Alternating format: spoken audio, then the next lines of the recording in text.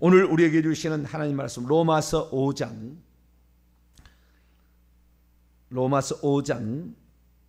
8절에서 10절까지 말씀입니다. 로마서 5장 8절에서 10절. 로마서 5장 8절에서 10절까지 말씀. 로마서 5장 8절에 10절 한 절 한 절 읽으시고 10절은 합독하십니다. 우리가 아직 죄인 되었을 때 그리스도께서 우리를 위하여 죽으심으로 하나님께서 우리에 대한 자기의 사랑을 확증하셨느니라. 그러면 이제 우리가 그의 피로 말미암아 의롭다함을 받았으니 더욱 그로 말미암아 진노하심에서 구원을 받을 것이니. 같이요. 곧 우리가 원수 되었을 때 그의 아들의 죽으심으로 말미암아 하나님과 화목되게 하셨은즉 화목하게 된 자로서는 더욱 그의 살아나심으로 말미암아 구원을 받을 것이니라. 아멘. 기도하겠습니다. 거룩하신 하나님, 우리로 하여금 진리 가운데 행할 수 있도록 우리의 영을 날마다 열어주셔서 감사합니다. 무엇이 진리인지를 즉각 깨달을 수 있도록 막힘이 없게 하신 것도 감사합니다. 죄를 더 잘 회개하여서 깨끗한 영혼을, 거룩한 영혼을 지니게 하여 주심으로 성령이 마음껏 역사할 수 있는 우리 자신이 되기에 도와주시옵소서. 육체를 따라 아버지 운동 많이 한다고 해서 건강한 게 아니라 하나님께 막힘이 없어야 아버지 우리의 모든 삶이 막힘이 없는 줄로 믿습니다. 육체의 연습은 약간의 유익이 있다고 했습니다. 그러나 육체의 연습을 전적인 유익으로 생각하고 그렇게 살아가지 말게 하시고 우리의 영혼의 건강을 위해서 더 몸부림칠 수 있도록 도와주옵소서. 이 시간도 주의 말씀을 듣고자 합니다. 기록된 말씀, 진리의 말씀 저희들에게 들려주옵소서. 우리 주 예수 그리스도의 이름으로 기도하옵나이다. 아멘. 할렐루야. 예수 그리스도가 누구신가? 특별히 우리가 구원 얻는 그 믿음에 관하여 말씀을 드리고 있습니다. 구원 얻는 믿음은 예수 그리스도에 대한 믿음입니다. 다른 것을 믿어서 구원 얻는 게 아니에요. 예수 그리스도에 대한 믿음으로 우리가 구원을 얻습니다. 너 믿음 있니? 나는 믿음 있다. 늘 그 믿음이라는 건 다른 게 아니에요. 예수 그리스도에 대한 믿음이에요. 그분이 누구시고 그분이 무슨 일을 하셨는가, 이걸 믿는 거죠. 거기에다가 이제 조금 더 구원 얻는 믿음에다가 우리의 이기는 믿음, 삶에서 이기는 믿음이라면 이제 부활하신 주님에 대한 신앙 고백까지 가야 돼요. 주 하나님, 이 고백까지 이제 가야 귀신과 싸움에서 이기고 죄와 싸움에서 이길 때 그러려면 더 가야 되고요. 구원 얻는 믿음, 우선 좌우지간 우리가 죄 용서를 받고 천국 들어가게 하는 믿음. 이 믿음은 예수 그리스도가 누군가라는 그 믿음입니다. 그래서 우리는 그 예수 그리스도에 관한 구원 얻는 믿음을 살피고 있는데요. 그분이 마태복음 16장 16절에 베드로의 신앙 고백이죠. 당신은, 주는이 아닙니다. 이제 그 표현을 그렇게 했을 뿐이에요. 당신은 그 그리스도요, 살아계신 하나님의 아들이십니다. 바요나 시보나 복이 있도다 이를 내게 알게 하는 내가 아니고 네 아버지가 육체가 아니고 하늘에 계신 내 아버지시다. 그렇게 말씀하심으로 그것이 베드로가 그냥 막 고백한 건 아니다라는 생각을 우리가 할 수가 있습니다. 그래서 우리가 두 가지 고백이 필요한데 특별히 그 중에서 그리스도라는 것은 아무나 와가지고 내가 구원자다. 결국에 이 두 가지 말을 합치면 구원자시다. 예수님이 구원자시다라는 거거든요. 그러니까 예수님이 구원자이시다는 믿음이죠. 다른 이로서는 구원을 받을 수 없고 오직 예수 그리스도를 통해서만 구원을 받을 수 있다라는 믿음을 내가 믿음 있냐 할 때는 그 믿음이라는 거예요. 그냥 하나님을 의지해서 복을 받을 수 있다. 이런 믿음은 저 유대교도 그런 믿음을 가지고 있고 이슬람교가도 그런 믿음을 가지고 있어요. 우리의 믿음은, 구원 얻는 믿음은 예수 그리스도가 구원자로 오셨다, 구원자이시다라는 그 믿음이죠.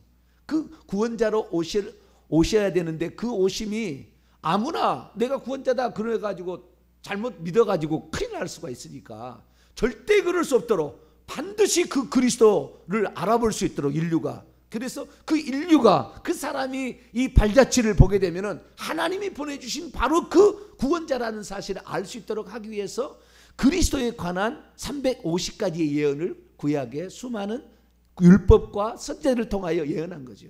세례 요한은 그 중에서 율법과 예언한 것이 세례 요한까지니 마지막 주자였다라는 거죠.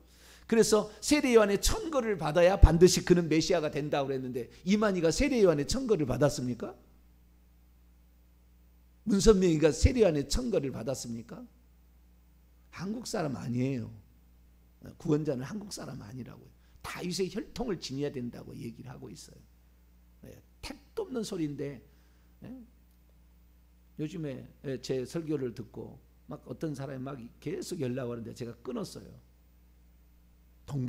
동방에서 메시아가 나오고 동방에서 감람나무가 나오고 무슨 이런 얘기를 또 하고 있어요. 한국 사람이다. 영적 이스라엘 제사장이 한국이다. 아니 뭐 해석은 그렇게 해서 뭐 나가도 좋지만 그것이 진리를 왜곡시키고 그리스도를 빗나가게 하는데,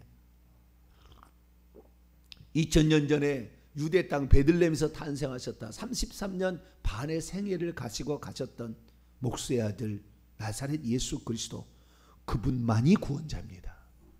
그것이 정확하게 그분이라는 것을 알 수 있도록 하기 위해서 350가지 예언을 해가지고 절대 못 알아보고 안 하려고, 하나님 구원자 반드시 내가 보냈다, 너희들 핑계치지 말라, 그런 사람이 어디가 있었느냐, 이렇게 절대 할 수 없도록 하나님께서는 그 많은 예언을 통하여 반드시 그 존재가 갈 거다.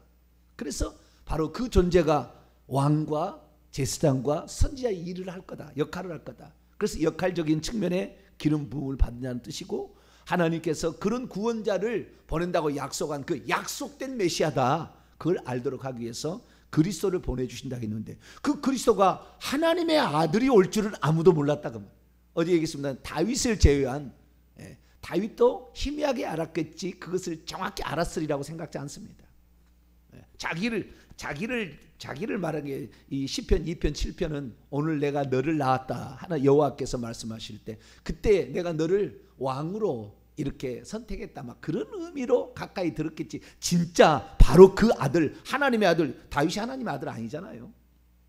그러니까 예표론적으로 그래도 하나님께서 그런 말씀을 하셨고, 그것을 히브리서 기자가 인용을 했다 그 말이에요. 사울은 그것을 부활하신 예수 그리스도로 아들을 낳았다, 맏아들로 나왔다, 이런 식으로 사도 바울은 생각했지만, 히브리서 기자는 한 단계 더 들어가요. 초림부터 하나님의 아들로 그분이 올 것이다 라는 것을 히브리서 1장에 얘기를 하고 있죠. 그래서 어제는 그 부분까지 살폈고요. 그러면 왜 그리스도가 하나님의 아들이어야 되느냐, 누군가를 선택해서, 그런 많은 이단들이 있었어요. 그런 많은 이단들이 어떤 훌륭한 사람을 하나님께서 그리스도로 삼아가지고, 그리스도로 삼아가지고, 또는 뭐 하나님의 아들로 양자로 입양을 해가지고, 예수란 사람 속에 그리스도가 들어가서 3년 반의 공생애를 사셔서 구약에 있었던 걸 이루게 하죠. 뭐 그렇게 하죠. 그건 아까도 얘기했습니다만은 350가지 예언을 이루지는 않아요. 그러나 그런 비슷한 것이 많았어요. 인류 가운데 훌륭한 사람을, 한 사람을 선택해서 그를 그리스도로 사용하시지 왜 하나님의 아들이 오셔야 됐느냐라는 거죠. 이 땅에 예수 그리스도가 하나님의 아들로 오신다는 것을 종교 지도자들 단 한 사람도 몰랐어요. 그래서 예수님이 하나님의 아들이니까 저 죽여라 그랬어요. 저 신성 모독한 놈을 죽여라. 어떻게 사람인 주제에 하나님의 아들이라고 하느냐라고 했던 거죠. 그러면 그 당시에 유대에 있는 종교 지도자들은 하나님의 아들이라는 의미를 어느 정도 알고 있었다는 거 아니에요? 하나님의 아들은 하나님이다라는 말이었다는 것을 알고 있었다는 거잖아요. 그렇지 않겠어요? 그러니까 죽이라고 했겠죠. 자, 요한복음 5장을 한번 볼까요?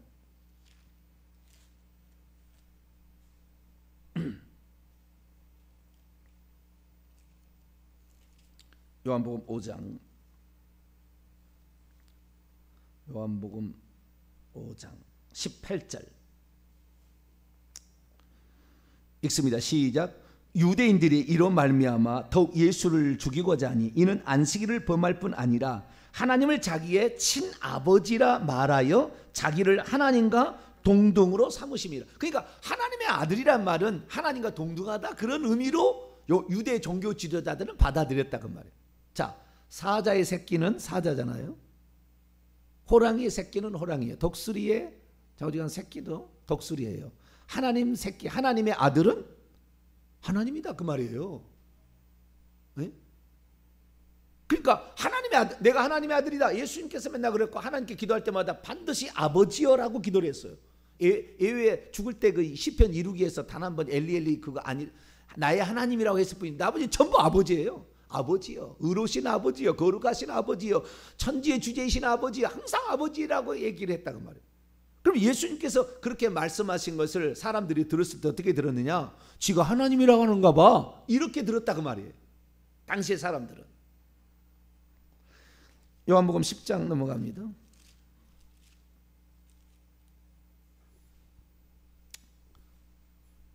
요한복음 10장 30절 36절을 얘기하려고 지금 30절부터 얘기하는 겁니다. 나와 아버지는 하나이니라. 이걸 돌로 쳐 죽이려고 했어요. 유대인들이 다시 돌을 들어 치려 하거늘 예수께 대답하시되 내가 아버지로 말미암아 여러 가지 선한 일로 너희에게 보였거늘 그 중에 어떤 일로 나를 돌로 치려 하느냐? 유대인들이 대답하되 선한 일로 네가 선한 일을 했다고 내가 너를 돌로 치는 것이 아니라 신성모독으로 인함이니 네가 사람이 되어 자칭 하나님이라 하지 않느냐. 예수께서 이르시되 너희 율법에 기록된 바 내가 너희를 신이라 하였노라 하지 아니하였느냐. 성경은 폐하지 못해 하나님 말씀을 받은 사람들을 신이라라고 했거늘 36절입니다. 시작. 하물며 아버지께서 거룩하게 하사 세상에 보내셨던 자가 나는 하나님의 아들이라고 말했다고 너희가 신성모독이라고 하느냐? 하나님이 거룩하게 하사 이 세상에 보내셨어요. 그렇던 자가 와서 나는 하나님의 아들이라고 말했다고 해서 너희가 어찌 나를 신성모독이라. 그러니까 예수 그리스도께서 이 하나님의 아들이라고 했다는 것은 예수님이 하나님이라고 말한 건 아니에요. 물론 하나님이라 했던 하도 못 알아들으니까 요한복음 8장에 내가 그니라 라고 얘기함으로 하나님인 걸 드러내신 적이 있긴 있어요. 하도 물어보니까. 그러면 결국에 우리가 알 수 있는 것은 뭐냐? 예수님이 자신을 하나님의 아들이라고 말한 것은 사실은 하나님이었어요. 그런데 하나님이라고 그러면은 어떻게 하나님이 사람 되어 오실 것인가 지금도 잘 못 알아볼 거라는 거죠. 못 이해할 거라는 거죠. 전부 다 뭐요? 신의 대리자라고 그래. 자기를 신의 대리자라고 그랬지 자기를 하나님이라고 하기는 조금 곤란하다 그 말이에요. 인간이. 그런데 예수 그리스도께서는 자신을 하나님이라 그렇게 얘기를 한 거예요. 그러면 예수님이 당신을 하나님의 아들이라고 말한 그 의미가 뭐냐? 저는 그런 설교를 들어본 적이 없어요. 예수님이 당신을 하나님의 아들이라고 했다는 말의 의미가 뭐냐? 그냥 예수님이 하나님의 아들이다. 그러니까 그냥 하나님의 아들인가 보다. 그 의미는 뭔지를 몰라. 자우지간 그렇지만 그것이 당시에는 만약에 그 얘기는 돌로 쳐 죽임을 당해야 될 죄였어요. 그때 당시에는. 지금은 당연히 그런 것이 예수님이 하나님의 아들이다 그러면 하나님의 아들인 줄 알죠. 영원히 하나님의 아들로 알고 있어요? 아니에요. 아들이라는 것은 직분이에요. 직분, 신분이에요. 그 직분과 신분은 역할을 감당하는 것이고 그 역할을 끝내면 더 이상의 하나님이 그런 직분을 안 가지세요. 그러니까 하나님의 아들이 영원히 하나님의 아들이냐? 그거 아니에요. 우리를 위하여, 우리를 구원하기 위해서 하나님이 부득불 취하신 거예요. 우리를 구원하려면 그렇게 하지는 안 됐기 때문에 하나님께서 아들로 오신 거라고요. 그러면 왜 그랬는가? 들어가기 전에 조금 더 말씀을 살펴보고 들어가죠. 그럼 이 땅에 예수님이 하나님의 아들로 오셨다는 것을 누가 알았느냐? 아무도 몰랐죠. 그래서 이 모르니까 이 가브리엘 천사가 마리아에게 가르쳐 줬죠. 그걸 잠깐 보십시다. 누가복음 1장. 그런데 가브리엘 천사도 하나님의 아들이라는 것을 본 적이 없어요. 아직까지 하나님이 그것을 비밀로 감춰놨지, 구약에 하나님의 아들이 어디가 있어가지고 아버지하고 뭐 대화하고 이러지 않았다고 말이에요. 그런데 지금 삼위일체를 믿는 사람들은 다 구약에 아버지와 아들이 대화했다고, 창세기 1장에 아버지와 아들과 성령이 대화해서 사람을 만들었다고, 이런 식으로 지금 얘기하는데 이 총신대 구약학 교수가 그거 틀렸다 얘기했다고요. 그 잘못 얘기한 거다 그거. 그래도 안 믿어요. 자기 믿을 사람은 지금도 그냥 우기는데 뭐 어쩔 수 없어요. 우기면 어쩔 수 없어요. 자기가 그렇게 믿겠다는데. 근데 그런 적이 없어요. 구약에. 가브리엘 천사도 몰랐던 거예요. 자, 1장 32절 시작. 그가 큰 자가 되고 지극히 높으신 이의 아들이라 일컬어질 것이요 주 하나님께서 그의 조상 다윗의 왕위를 그에게 주시리니 영원히 야곱의 집을 왕으로 다스릴 것이며 그의 나라가 무궁하리라. 35절 시작. 천사가 대답해 이르되 성령이 내게 임하시고 지극히 높으신 이의 능력이 너를 덮으시니 이러므로 나실 바 거룩한 이는 하나님의 아들이라 일컬어지리라. 하나님의 아들, 지극히 높으신 이의 아들, 전부 다 정관사가 안 붙었어요. 가브리엘 천사도 하나님의 아들이라고 그에게 가르쳐주러 오기는 왔지만 하나님의 아들이 뭔지를 잘 몰라요. 이런 적이 없었거든. 만세전에 한 계획은 세웠어요. 이렇게 하려고. 이미 만세전에 계획을 세워놨지만 아버지의 품속에 그 생각이 들어있었죠. 공개가 안 된 거예요. 그러니까 가브리엘 천사도 그렇게 본 적이 없어요. 아버지하고 아들하고 대화를 나오고 뭐 회의를 하는 걸 본 적이 없다고요. 미가엘 천사, 루시엘도 몰랐어요. 그래서 예수님을 시험할 때 보니까 네가 정만세 없는 하나님의 아들이라면 돌을 떡덩이 만들어봐. 네가 누군지를 내가 좀 측량을 해봐야 되겠어. 네가 어느 정도 수준이지? 들어본 적은 없는데 좌우지간. 그런데 이 예수님이 하나님의 아들이라는 것을 언제 알려졌느냐? 하늘에서 음성이 들릴 때, 예수님이 드디어 30살이 되어서 약 30세쯤 되시니라. 그때 세례 요한에 가서 안수를 받아서 인류의 죄를 전가받아서 세상 죄를 지고 가는 하나님의 어린 양이 되실 때에 하늘에서 음성이 들렸죠. 그때 뭐라고 했느냐? 그때 이는 내 사랑하는 아들이요 내 기뻐하는 자라. 원문을 보면은 그렇게 안 돼 있어요. 이는 사랑하는 나의 아들이요 그 안에서 내가 기뻐한다. 이런 말이 원문에는 그렇게 돼 있어요. 근데 어쨌든 비슷한 의미입니다. 그게도 그러면은 그때 하늘에서 음성이 들렸을 때 이건 누구의 음성이죠? 이는 내 사랑하는 아들이라 그러면 그 누구의 음성이에요? 아버지의 음성이죠. 아버지의 음성. 그렇지 않아요? 그건 정확히 위격이 구분되어 있는 이제 하나님께서 인류의 역사를 구원하기 위해서 일하시는 상태로 이제는 동시 존재가 가능한 그런 시대잖아요. 그러니까 그때 음성은 아버지의 음성이었어요. 하나님의 음성이었단 말이에요. 그러면 하나님께서는 그 이는 내 사랑하는 아들이요라고 했을 때 정관사가 붙었겠어요? 안 붙었겠어요? 이거 하나님의 아들인데 나도 잘 모르겠다. 하나님이 그렇게 얘기했어요. 바로 그 하나님의 아들이라고 그랬겠어요? 바로 그 하나님의 아들이라고 하죠. 하나님은. 그래서 정관사가 붙었어요. 거기를 보면 그 말에는 정확히 정관사가 붙었어요. 그런데 그 음성을 그때 당시에 같이 들었잖아요.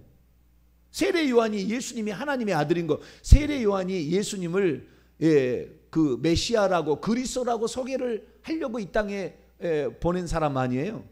하나님의 아들인 것을 몰랐어요. 그리스도, 예수가 그리스도로 소개를 해야 되는 거예요. 그리스도로 인류를 구원할 구원자로 하셨다라고 소개를 하려고 세례 요한이 이 땅에 6개월 먼저 탄생을 할 수밖에 없었고, 또한 그 일을 위해서 광야에 준비했다가 그 얘기를 하는데, 세례 요한도 예수님이 그리스도라는 건 알았지만, 그리스도라는 걸 알고 안수를 해서 죄를 넘겼지만 하나님의 아들이라는 건 몰랐어요. 근데 어떻게 알았느냐? 맨 처음에 안 사람입니다. 예수님이 바로 그 하나님의 아들, 인류 만세전에 약속되었던 인류가 범죄했을 때 그를 위하여 그 희생 제물로서 이 땅에 오실 하나님이라는 것을 세례 요한이 알았어요. 어떻게? 그 음성을 듣고, 하늘에서 들은 음성을 듣고. 요한복음 1장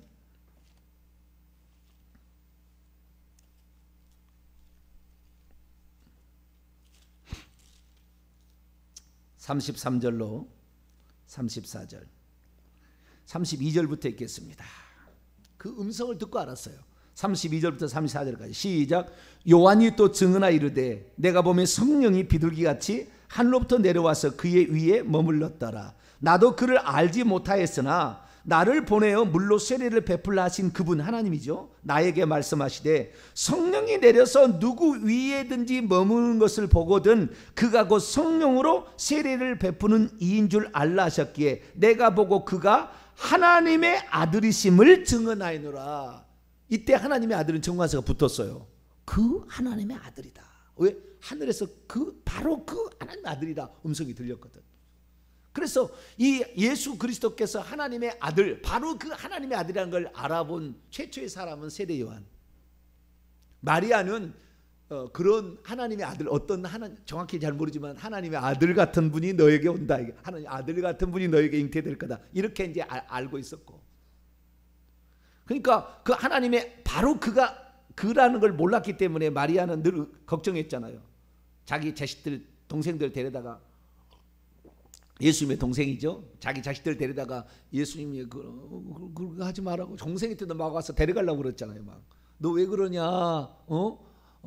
예수야 왜 그래? 막 그랬잖아요. 와가지고 누가 내 모친이며 내 형제들이냐? 그때 그 얘기하신 내용이 있잖아요. 잘 몰랐다 그 말이에요. 마리아도요. 예수님이 죽었다 살아나는 걸 통해서 그 앞에 엎드려요. 나는 피조물이고 당신은 하나님이었구나. 내 태로 났지만. 그래서 어떤 분이, 제가 40년 이상을 매일마다 몇 시간씩 기도하시는 그 기도한 목사님이 제게 들려줬어요. 어느 날 간증을 하시더라고. 제가 기도하는데 오순절 마가다락방 거의 10일 동안 기도하는 장면을 환상으로 봤다는 거예요. 오순절 마가다락방에 기도하는 장면을 환상으로 봤는데, 그때 마리아가 일어나서 자기의 죄를 고백하더라는 거예요. 나도 이 예수가 그 하나님의 아들인 걸 내가 몰랐다. 내가 몰랐다. 근데 이분이 부활함으로 말미암아 내가 천지를 창조하신 하나님을 내 태로 낳은 걸 내가 아는데 내가 그 사실을 믿지 못한 것을 회개합니다. 그랬다는 거예요. 그래서 모든 사람들이 이 예수 그리스도에 관하여 단 한 가지 정보가 틀렸다는 거예요. 그래서 미정했다는 겁니다. 그게 뭐냐면은 예수님이 나사렛에서 자란, 나사렛 예수라 했기 때문에 메시아는 어디서 나와야 돼요? 베들레헴에서 탄생해야 되는데, 나사렛에서 자라서 사람들에게 그렇게 알려줬으니까 나사렛에서 어떻게 이 메시아가 나올 거냐 의심을 품었는데, 그때 내가 임신해가지고 요셉과 더불어서 베들레헴에서 호정령 때문에 갔다 왔다 얘기를 한 거예요. 그때 그 사람들에게 이 환상으로 본 거예요. 그래 얘기를 해서 내가 메시아를 베들레헴에서 낳았다고 얘기를 하므로 그때 완전히 전부 그 앞에 엎드려서 통곡하면서 우리가 메시아를 몰라봤다고, 진짜 하나님을 몰라봤다고 통곡하면서 10일 동안 간절히 회개 기도를 했다는 거예요. 그러자 성령이 내려와서 비로소 최초의 성령 강림 사건이 일어나고, 그 성령의 감동으로 방언이 터지면서 놀라운 역사가 일어났다는 거죠. 뭐 성경에 나와 있는 얘기는 아니에요. 근데 하루에 몇 시간씩, 어쩔 때는 4시간 이상씩 기도하신 분이 40년 이상을 제게 들려준 얘기라 제가 그러겠다, 그건 맞겠다는 생각을 내가 해서 얘기를 드립니다. 근데 어쨌든 그 예수 그리스도가 왜 그러면 하나님의 아들이시냐?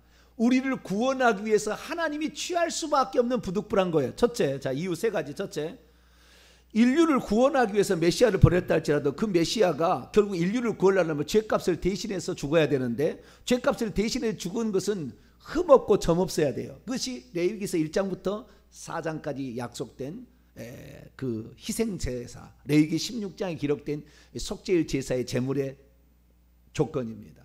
근데 흠없고 점없는 인간은 존재하지 않아요. 아담의 타락으로 전부 죄인이었기 때문에. 그래서 하나님께서 인류를 구원할 제물 삼으실 인간을 찾을 수가 없었어요. 찾을 수 없었고 뿐만 아니라 존재하지도 않은 거죠. 그렇기 때문에 하나님께서 사람이 되셨다, 하나님이 사람이 되셨다는 말이 하나님의 아들이란 말인데, 하나님의 아들일 수밖에 없는 것은 흠없는 제물로서, 사람 제물로서 인류를 대속할 제물이 필요했는데 그 제물을 인간에서 발견할 수 없었기 때문에 하나님이 아들이 될 수밖에 없었을 거예요. 그러니까 하나님의 아들이라는 그 말은 하나님이 그 죄를 없이 하려고 하지만, 하나님은 피가 없기 때문에, 하나님은 육체가 없기 때문에 죄를 대속할 수가 없는 거예요. 죄를 대속할 수가 없는 거예요. 하나님은 하고 싶어도 안 되는 거라. 왜? 하나님의 법칙이 있잖아요. 당신도 어떤 그 룰이 있잖아요. 그래, 인간 가운데서는 그 인류를 대속할 제물이 될 사람이 한 사람도 없으니까 하나님께서는 사람이 될 수밖에 없었다는 거예요. 그래서 결국에 첫 번째 그것도 뭐냐면은 이 인류를 대속해서 죽어야 된다 그 말이에요. 죽으려면은 사람이어야 되지 하나님은 죽을 수가 없잖아요. 디모데전서 6장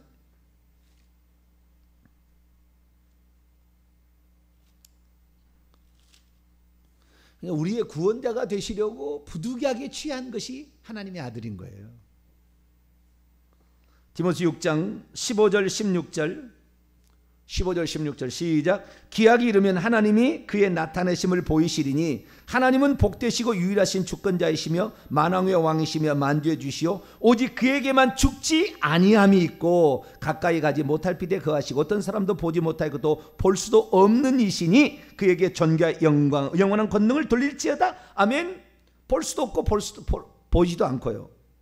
근데 그분이 육체를 입고 우리를 살리기 위해서는 그 방법 위에 다른 방법이 없으니까. 그래서 하나님께서 부득이하게 취한 거예요. 그래서 예수님이 하나님의 아들이다라고 했을 때는 이렇게 딱 해석하면 돼요. 예수님이 왜 하나님의 아들의 의미가 뭐냐 물어보면은 죽기 위하여 육체를 입고 오신 하나님을 하나님의 아들이 한다 이렇게 이해하시면 돼요.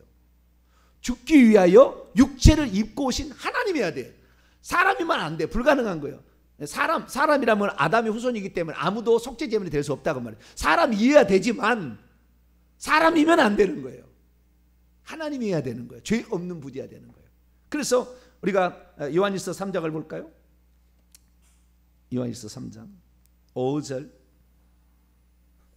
요한일서 3장 5절 시작. 그가 우리 죄를 없애려고 나타나신 것을 너희가 아나니 그에게는 죄가 없느니라. 히브리서 4장 15절에도 그에게는 죄가 없다.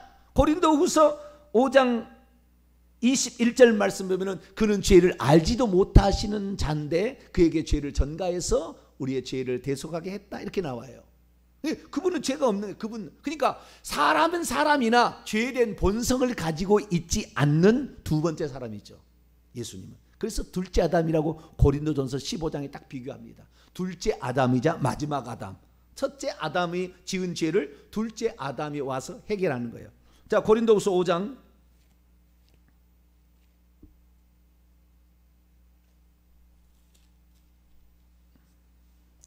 고린도후서 5장 14절 15절 아까 21절 말씀을 먼저 읽고 14절 15절 읽죠. 21절 시작. 하나님이 죄를 알지도 못하신 이를 우리를 대신하여 죄로 삼으신 것은 우리로 하여금 그분 안에서 하나님의 의가 이루어지게 하려고 했다. 자, 14절 15절 시작. 그리스도의 사랑이 우리를 강권하시는도다. 우리가 생각하건대 한 사람이 모든 사람을 대신하여 죽었은즉 모든 사람이 죽은 것이라. 그가 모든 사람을 대신하여 죽으심은 살아있는 자들로 하여금 다시는 그들 자신을 위하여 살지 않고 오직 그들을 대신하여 죽었다가 다시 살아나시는 이를 위하여 살게 하심이라. 모든 사람을 대신하여 죽었다에 죽었다. 그러니까 우리가 알아야 될 것은 하나님이 그의 아들을 보냈다니까 전부 하나님이 그의 아들을 구약에 서로 대화하다가 있다가 아들아 네가 내려가야 될 것 같아. 그래서 내려왔다는 거예요. 상상의 산물이 그렇게 커요. 잘못 아니까. 상상의 산물이.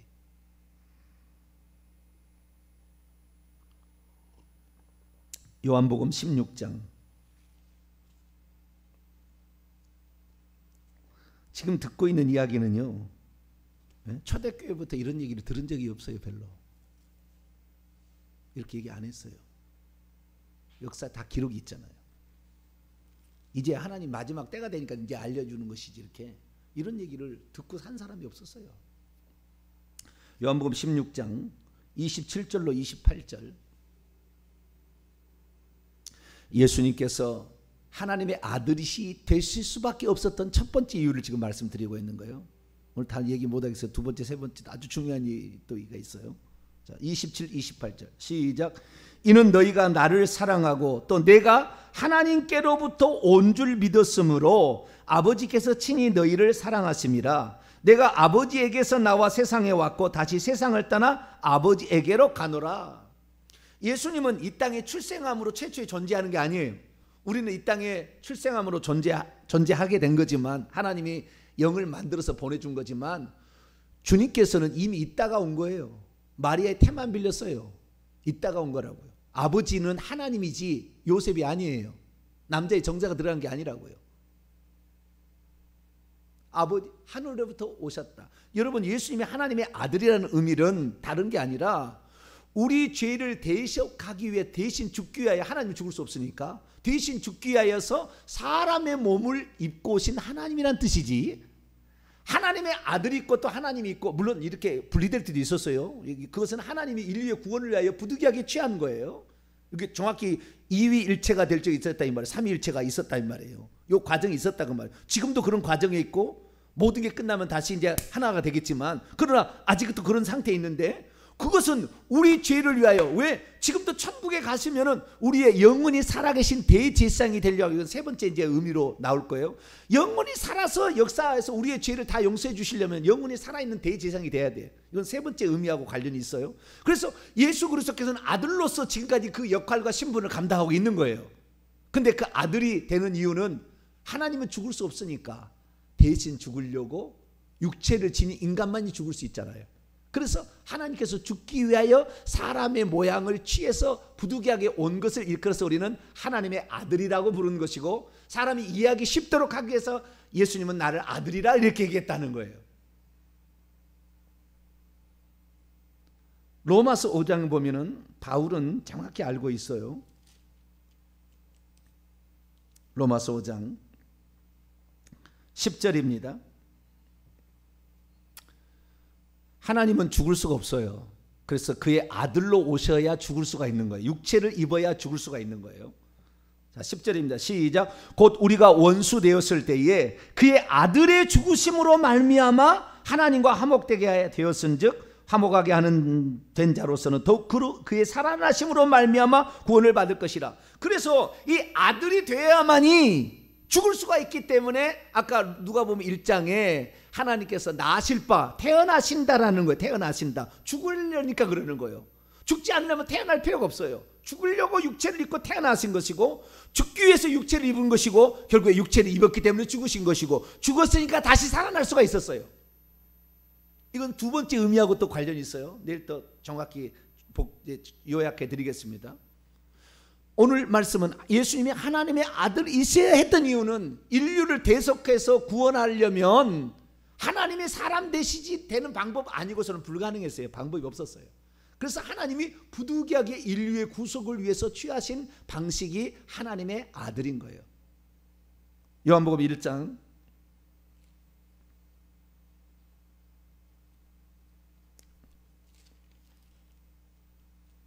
14절 시작. 말씀이 육신이 되어 우리 가운데 거하심에 우리가 그의 영광을 보니 아버지의 독생자의 영광이요 은혜와 진리가 충만. 말씀이 육신이 되어서 장막을 치었다. 사람 되셨다. 인간의 육체를 입고 오셨다는 거잖아요. 18절.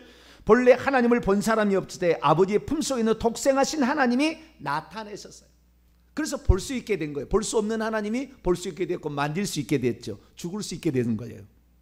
그래서 우리가 인류의 속죄 사역을 위하여 하나님께서 취하는 방식이 아들로 오시는 방식이었다는 거예요. 그래서 자신을 아들이라고 얘기를 하셨고, 마지막입니다. 갈라디아서 2장 20절. 그래서 하나님이 그의 아들을 화목제물로 내주셨다는 것이 요한 1서의 요한복음의 말이라 한다면, 방금 제가 어디라고 그랬죠? 갈라디아서 2장 20절.